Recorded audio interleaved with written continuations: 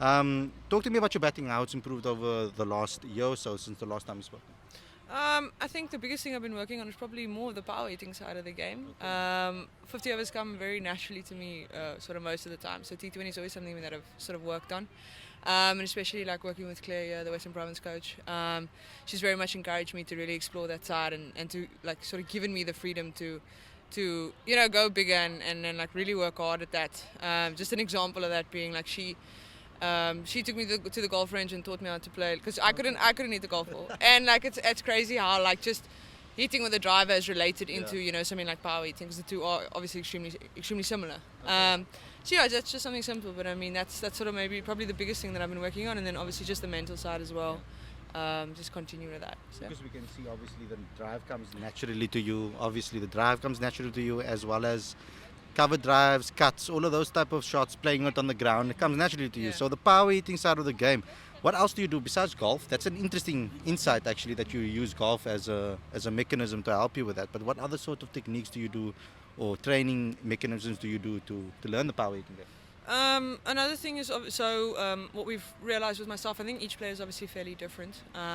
So what we realised with myself is I'm extremely structured when it comes to batting. So a lot of the sessions that I'll have with Claire as well, but literally we call them West Indies sessions, where it's literally like you don't even look at the result of the shot. You just have a hit, and obviously that just allows those sort of things just to become more natural for me, so that when it's in a game I don't have to premeditate it, so it sort of just it takes over naturally. So that's probably the other thing that.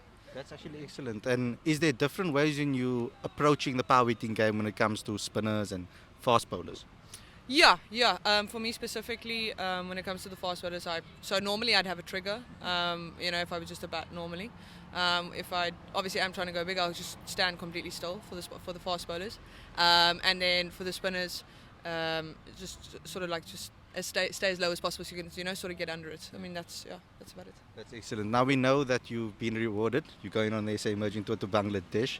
It's not your first time overseas though, but I'm talking about Bangladesh. Are you excited to go here and be part of the SA Emerging setup? Yeah, I'm very excited. I think most of us are just excited to play cricket again. But yeah, especially going to Bangladesh, I think it's a really nice test for most of us as well, because we obviously all know the sub is not an easy place to play.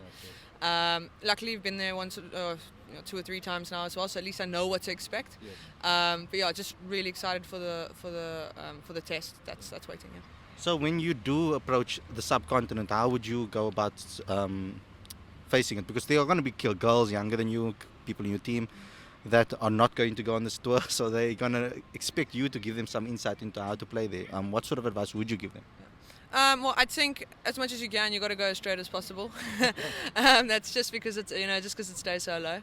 Or you're gonna have to run your runs hard because the grass is extremely thick there as well. Unless you're lucky enough to play on a nice stadium. And then the other thing as well, just patience. Like you're gonna have to be very clever in the way that you play. Obviously, mitigate the turn that's on offer.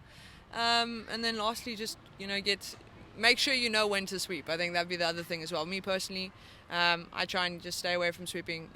Or let me rather say this: if it's outside the line, then I'll sweep. Otherwise, I'll just keep playing straight, and then you just got to stay patient. That's all. And even though you're not one of the older players in the side, I'm talking about with experience by playing games. Are you enjoying that responsibility to be able to take the youngsters under your wings and obviously teach them a few things? Yeah, I think in that way you really learn as well, because obviously the feedback that you sort of get from them, they maybe say things sometimes that you obviously didn't think of, or it's a different way of thinking, So a lot of the times in that aspect you learn from them as well, which is really cool. But I am very excited. Like I think it's really cool to have a bunch of newcomers to sort of experience Bangladesh. Like for example, like Leah as well, it's her first time overseas, so I'm really excited to see how she goes sort of in those conditions as well. So yeah, I'm very excited.